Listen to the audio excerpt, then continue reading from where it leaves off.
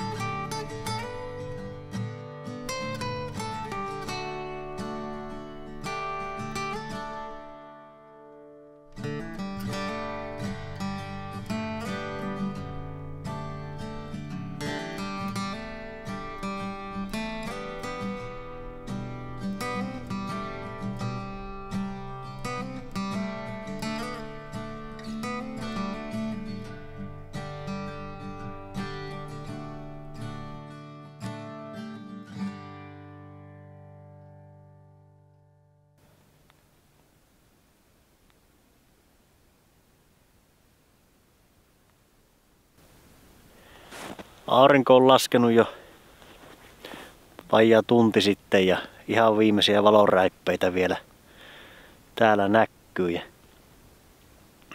meikäläinen täällä vaan seisoskelee kartanolla, kahtelee näitä värejä mitä sitä taivaalla Taivaalla näkyy auringonlaskussa ja kuuntelee tätä hiljaisuutta. Näin likellä kotia niin löytyi tämmönen erämaa, niin on kyllä mahtava ja varmasti monta monituista reissua vielä tänne tullaan tekemään. Ja nämä on varmasti hyviä muuttolintuaikaan lintupaikkoja, niin pitää tulla kyllä kahtelemaan keväällä, kunhan lumeet sullaa, että miltäpä sitä näyttää täällä ja näkyykö muuttolintuja, mutta on kyllä aivan mahtavaa. Mahtavaa pitkästä aikaa olla ja näin hyvät kelit sattu, niin kyllä se jotain on paljon kaivannut ja kyllä se nyt tietää, että mitä sitä on kaivannut.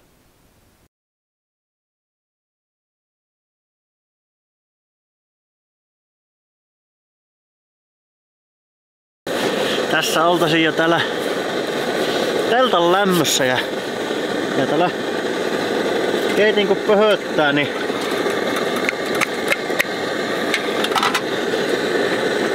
ihan mukavan lämmin on täällä verrattuna ulkoilmaan. Tässä vesiä vähän sulattelee. Toinen pullo on jo täynnä ja vielä pitäisi tuo toinen pullo ruveta täyttämään ja sitten voitaisiin ruveta syömään. Nälkä alkaa olemaan jo melko kovaa, niin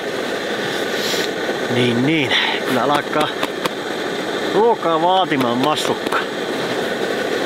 Kyllähän tämä pikkusen hirveästi ei ole tätä talvitunnelitelttailua meikäläinen harrastellut, että kyllähän se on se kotateltta ollut normaalisti se, millä me ollaan oltu liikenteessä, vaan otin nyt tämän tosiaan käyttöön.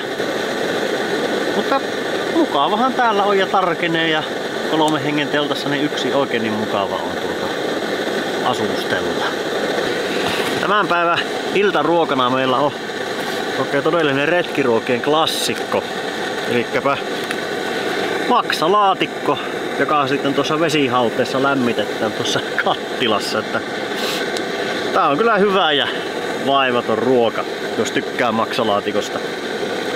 Eikä siinä avataan pikkusen vähän noita reunoja ja sieltä pääsee höyryt, niin puotetaan tuonne kattilaan vaan se ja pikkusen pitää näköjään vähentää vettä, että ei mene tuonne itse laatikkoon vettä, niin noin ja sitten tuonne vaan lämpiämään ja kansi päälle, niin höyrystyy paremmin. Siinäpä se saapi nyt sitten olla siihen asti, että se on lämmintä. Siinä se on höyryävä maksalaatikko ja puolukka hilla. No niin, maistellaan.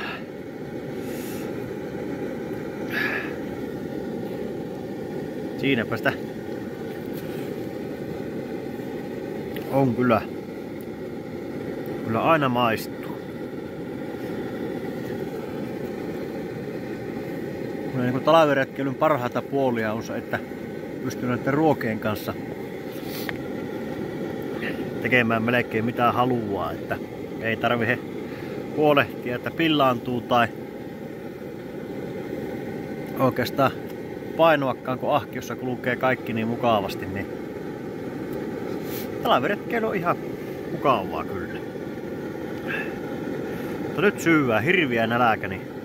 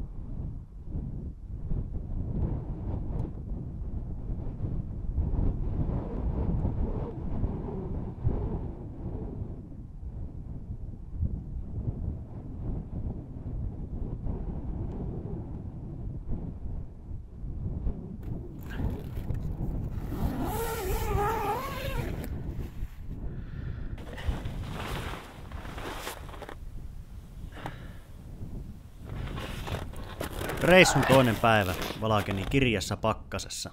Yöllä pakkanen oli käynyt kovimmillaan 25 asteessa. Nopeiden aamutoimien ja pikkusten verryttelyjen jälkeen palasin telttaan ja keittelin kahvet ja paistoin aamupalaksi verilettuja.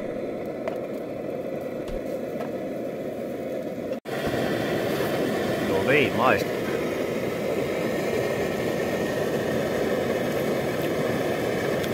Ne on kyllä hyviä.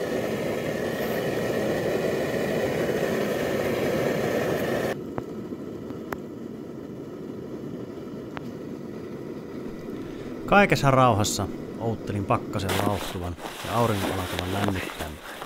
Tarkoituksena oli pallailla omien jälkiä takaisin autolle. Edellisenä päivänä pehmeän lumen alla oleva kova hanki oli raapinut pellan tassuja aika lailla ja se niitä arasteli, joten oli parempi palata vanhoja jälkiä takaisin.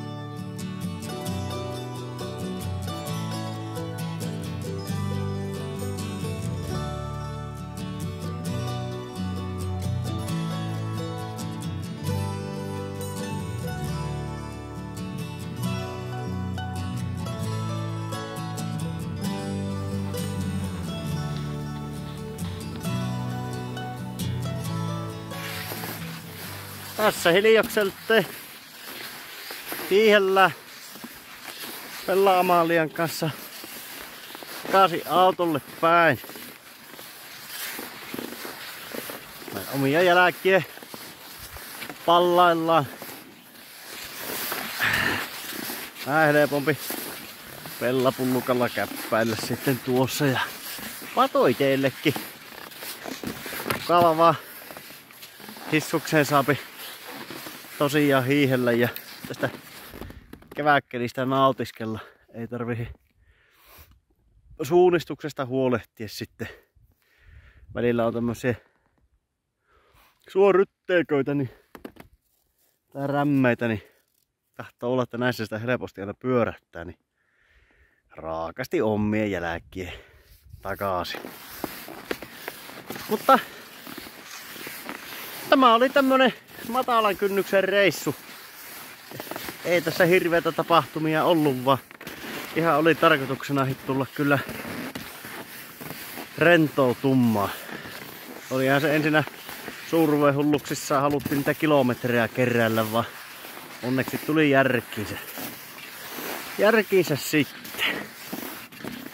Että ihan tämmönen höntsäilyreissu, että sai pikkusen arjesta irtiottoa ja pääsi tänne akkuja lattailemaan. Se on kyllä mukavaa ja pääasia tässä hommassa. Mutta eikä siinä. Myökkät hiihellään autolle ja hurrautellaan kotiin tästä, että ei tässä sen kummempia maha enää tapahtua, niin nämä maisemat on jo kertaalleen nähty ja muuten niin kohta autolla ollaan, niin lopetellaan video vielä täällä metän puolella. Eikä siinä. Oikein mukava kun olit Völjyssä. Ja ei muuta kuin seuraavaa kertaa. Nyt näitä videoita touhuamaan huomattavasti useammin. Meikäläinen on sille suoraan sanottuna puolityöttönä nyt, että osa-aikaisena kun on, niin ei ole vuoroja. Niin kerkiä sitten harrastelemaan. Mutta eipä siinä kun kohti uusia seikkailuja.